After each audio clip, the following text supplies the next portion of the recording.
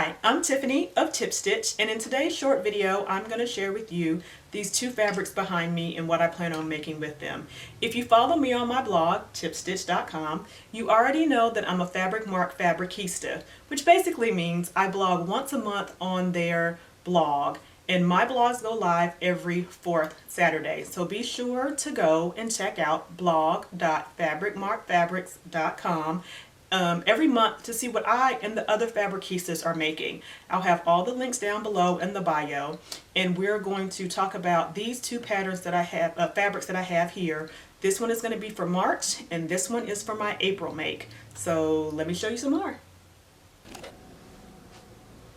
For my April make, I will be using this blouseweight twill by Millie. You can see in some of the squares that it has the little Millie signature, and I love that Fabric Mart carries X Designer stock fabric. It's just a great way to get great fabric at an excellent price. And this one called out to me for quite a while. It is red, white, and navy, even though it may look black on camera, which are some of my favorite colors. I also like that it has this really graphic sort of bold design. So much so that I bought it in both colorways. I have it in the yellow, white, and navy as well. But for March, I'm going to be using this red, navy, and white fabric. And I decided that what's better for spring than a shirt dress, a nice classic shirt dress. This one has a little bit of a twist as it doesn't have inset and sleeves. It uses dolman sleeves, and this is McCall's 80/30. I'll be sewing view B with a slight twist. What I like about view B is the lack of a collar, the dolman sleeves, and the belted look, as well as the length. I do, however, prefer the curved hem of view A, so I transferred that curve to the longer length of B, and I'll be showing you all of that in the blog post, so be sure to head over to fabricmartfabrics.com on the 4th Saturday of March, which is the 28th, to see this make and all the details. But I knew I liked the shirt tail hem of A, but I wanted a little bit of extra length of B without the exaggerated shirt tail that you can see on the model of C. So stay tuned, you will be seeing this very shortly.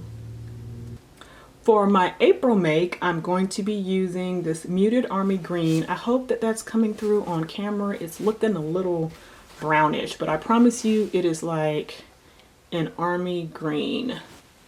Okay, and this is a crinkle challis. I'm sorry, yes, a crinkle challis. And I will link to it, of course, in the description box. And it is definitely semi-sheer.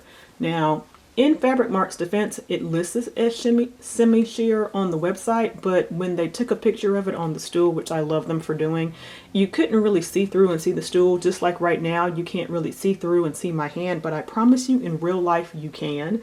So I had to change my original plan of making a jumpsuit to making this tier dress. I'm hoping that the tiers and the gathering will allow for it not to be too see-through.